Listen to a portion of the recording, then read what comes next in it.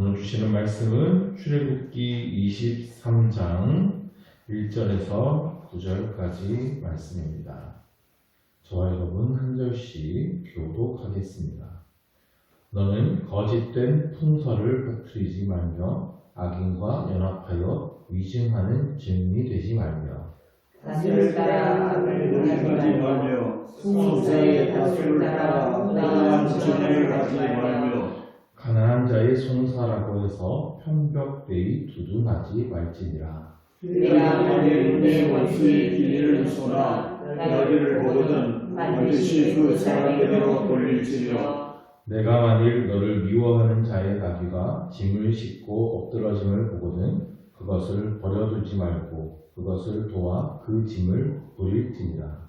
너는 가난한 자의 송사라고 정죄하지 말며 거짓 일을 멀리하며 무죄한 자와 의로운 자를 죽이지 말라. 나는 악인을 의롭다 하지 아니하겠노라. 너는 뇌물을 갚지 말라. 뇌물은 밟은 자의 뇌를 얻게 하고 주로 사자의 얻게 하느라. 다같이 너는 이방 나그네를 압제하지 말라. 너희가 애굽 땅에서 나그네 되었었은즉 나그네의 사정을 아느니라. 아멘.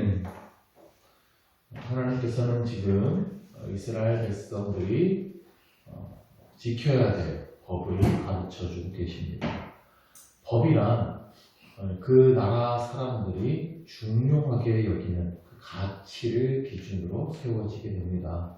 나라마다 중요하게 여기는 법이 다 다르죠. 그 나라 사람들이 어떠한 것을 중요하게 여기느냐에 따라 더 심하게 처벌하는 죄악들이 달라지게 됩니다. 지금 하나님께서는 하나님 나라의 법을 제정하고 계십니다. 하나님께서 무엇을 중요하게 여기시느냐 이걸 가르쳐 주시는 거예요. 하나님의 백성은 하나님의 방식으로 살아가야 합니다. 하나님 나라의 삶의 방식은 세상의 삶의 방식과 분명히 구별됩니다. 이스라엘 백성들이 원래 살던 곳은 애굽이에요. 그 애굽의 상징은 그 피라미드죠. 피라미드는 왕의 무덤이지만 애굽이라는 나라의 구조도 피라미드입니다. 가장 위에 그 한 사람 왕이 있습니다. 그 밑에 고위 관직들이 있습니다. 관리들이 있습니다. 그리고 애굽 백성들이 있습니다. 맨 아래에는 노예들이 있습니다. 지배자와 피지배자가 명확합니다. 힘 있는 자가 힘 없는 자를 찍어 누르는 세상입니다. 사실 거의 모든 세상이 다 이런 구조죠. 그런데 하나님의 나라는 그렇지 않습니다. 하나님의 나라는 하나님이 왕이 되시는 나라예요. 그런데 우리의 왕이신 하나님은 그 백성들을 힘으로 찍어 누르지 않으십니다. 백성들을 착취하는 왕이 아니세요. 자기 백성들을 위해 목숨을 버리시는 왕이십니다. 모든 백성들을 자기 자녀로 삼으시는 왕입니다. 그들을 사랑으로 돌봐주시고 채워주십니다. 그래서 그 나라 안에서는 높고 낮음이 없어요. 왕이신 하나님조차도 위에서 군림하시는 것이 아니라 친히 가장 낮은 곳으로 찾아오시는 분이십니다. 그런데 그런 하나님의 나라, 하나님의 완전한 통치는 예수님의 재림의 날에 완전히 이루어지는 겁니다. 우리는 비록 이 완전하지 않은 세상에서 살고 있지만 이미 그 나라의 백성이기 때문에 이 땅에서 하나님 나라의 방식으로 살아가야 합니다. 비록 피라미드 체제의 세상 속에서 살고 있지만 그 안에서 어떻게 하나님 나라의 백성답게 살아갈 것인가? 이 하나님의 계명을 통해 우리가 그 고민을 하고 실천해 나가야 하는 것이죠. 오늘도 하나님께서 가르쳐 주시는 삶의 방식을 배울 텐데요. 오늘은 평등한 세상에 대한 법이에요. 돈 있고 힘 있는 자가 지배하는 세상이 아니라 하나님의 사랑과 긍휼이 흐르는 평등한 세상을 만들기 위한 법입니다. 먼저 1절을 보시면 너는 거짓된 풍설을 터뜨리지 말며 악인과 연합하여 위증하는 증인이 되지 말며. 거짓된 풍설이라고 했습니다. 이 가짜 뉴스라는 것이 이 나라를 막 뒤흔들기 시작한 지도 이제 꽤 되었습니다. 요즘에 그래도 가짜 뉴스가 퍼지면 바로바로 팩트 체크를 해주는 것 같은데요. 그럼에도 가짜 뉴스를 믿는 사람들은 계속 그걸 믿죠. 그리고 퍼뜨립니다. 이게 이제 확증 편향 때문이라고 하는데요. 내가 듣고 싶은 말만 계속 듣고 내가 믿고 싶은 말만 믿는 겁니다.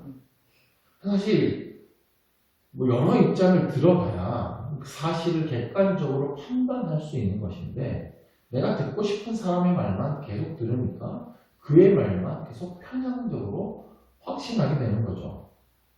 내가 믿고 싶은 말만 계속 믿고 있으니까 반대편의 이야기에는 완전히 귀를 닫아버리는 것이고요. 상대방의 말을 전혀 듣지 않으니까 싸움만 일어나고 갈등만 극심해지는 거죠. 이게 이제 우리 사회가 가진 큰 질병 중에 하나라고 볼 수 있는데요. 당시에 이제 거짓된 풍설, 이라고 하는 것은 구체적으로는 어떤 사람을 향한 악의적인 소문입니다. 그 사람을 모함하는 그러한 소문들을 퍼뜨리는 일이죠. 이 소문이라는 게 굉장히 무섭습니다. 이 발 없는 말이 천리 간다고 하잖아요. 정말 빠르게 퍼지는 게 말이에요. 순식간에 부풀어집니다. 여기서 기침 한 번 했는데 소문이 퍼지기 시작하면 저쪽에서는 폐렴이 걸렸다는 소문이 나고 나중에는 폐암이 걸렸다더라고. 이렇게 소문이 부풀려지는 게 일상이죠. 가만 보니까 아는 땡 굴뚝에도 연기가 나더라고요. 전혀 그런 일이 없는데 막 이상한 소문들이 막 나기도 합니다. 그런 소문을 듣고 나서 그 사람을 보면 그 사람 하는 행동, 표정 하나까지 다 그렇게 보여요. 그래서 소문이 소문을 불러일으키게 되죠. 그런데 성경 시대에도 이러한 소문의 위력이 매우 강력했습니다. 십계명의 9번째 계명이 내 이웃에 대하여 거짓 증거하지 말라라는 것이었죠. 단순한 거짓말이 아니라 위증의 죄를 말한다고 했습니다. 당시에 법정에서는 증인의 증언이 유일하고 결정적인 증거라고 했습니다. 그래서 한 사람의 증언만으로는 그 판결을 짓지 않는다고 했어요. 최소 두세 사람의 증언이 일치할 때만 사실로 인정받습니다. 그런데 어떤 악한 사람이 그 어떤 사람에 대한 불리한 소문을 퍼뜨려요. 같은 소문이 계속 퍼지면 소문이 사실처럼 돼요. 그래서 전해 들은 얘기인데 직접 들은 얘기처럼 믿게 되는 거예요. 그래서 2절을 보시면 다수를 따라 악을 행하지 말며 송사에 다수를 따라 부당한 증언을 하지 말며. 그래서 여론이죠. 여론을 형성하는 거예요. 여론이 참 무섭습니다. 다수가 이 사람이 잘못이다라고 손가락질하면 그게 맞는 것 같아요. 그래서 다른 사람들이 다 하는 이야기에 따라서 나도 그렇게 증언하는 겁니다. 그럼 동참하는 거죠. 그런데 다수의 이야기라고 해서 다 맞는 이야기는 아니거든요. 그러니까 그렇게 하지 말라는 겁니다. 여론을 따라서 거기에 확인도 안 된 이야기에 동참하지 말라는 얘기죠. 다수의 의견이 옳은 세상이 되어서는 안 됩니다. 소수의 입장도 들여다볼 줄 알아야 합니다. 그런 의미에서 3절의 말씀이 나오는데 가난한 자의 송사라고 해서 편벽되이 두둔하지 말지니라. 돈 있는 사람, 힘 있는 사람만의 세상이 되어서는 안 된다는 겁니다. 가난한 자의 의견, 소수의 입장도 귀 기울여 들어주는 세상, 그것이 낮은 자를 향한 하나님의 마음이 담긴 하나님 나라의 세상인 거예요. 그런 이야기가 이제 6절 이하에도 나오는 건데 6절 이하에도 보면 가난한 자의 송사라고 정의를 돕게 하지 말라. 그리고 거짓 일을 멀리하라. 무죄한 자, 의로운 자가 억울한 일을 당하지 않게 하라는 것이죠. 이 가난한 자일수록 억울한 일을 당할 가능성이 훨씬 큽니다. 돈 있고 힘 있는 사람들은 자기가 가진 힘으로 충분히 자신을 보호할 수 있죠. 그러나 가난한 사람은 억울한 일이 벌어졌을 때 자신을 방어할 대책이 별로 없습니다. 그러니까 그들의 송사일수록 더욱 꼼꼼히 살피라는 말씀입니다. 세상의 원리하고 반대죠. 세상 사람들은 돈 있는 사람, 그들의 말을 더 귀 기울여 듣지 않습니까? 근데 하나님 나라에서는 가난한 자들의 이야기를 더 귀 기울여 들으라는 거예요. 그런데 법적인 판결도 결국 사람이 하는 일이다 보니까 실수할 수도 있죠. 그러나 의도적으로 판결을 붙게 한다면 그건 악한 일입니다. 그래서 8절에는 뇌물 받지 말라는 말씀이 나옵니다. 하나님은 공의의 하나님이십니다. 공정하고 의로우시다는 뜻이죠.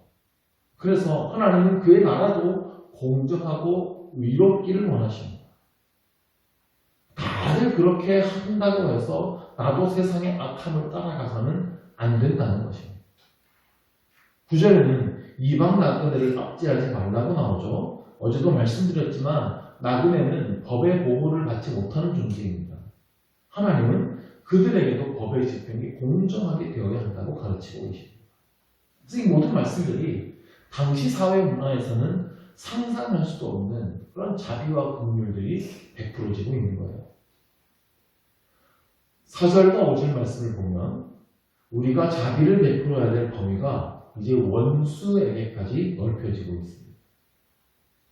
정말 우리가 미운 사람이 있을 수 있어요. 나를 자꾸만 힘들게 하고 괴롭게 하는 사람이 원수일 겁니다. 그런데 우리가 길을 가고 있는데 그 길 잃고 방황하는 소나 나귀를 발견했어요. 그래서 혼자 돌아다니나 근데 보니까 그게 원수의 것이에요. 그러면 보통 사람이 어떻게 하겠습니까? 정말 나쁜 마음을 먹었다면 거기다가 해코지를 할 수도 있겠고, 아니면 보통은 이거 잘 됐다. 원수 저놈 저거 찾느라고 고생 좀 하더니 그래서 고소해하면서 가겠죠. 근데 하나님의 말씀은 오늘 뭐라고 하십니까? 그 사람에게 찾아주라는 겁니다.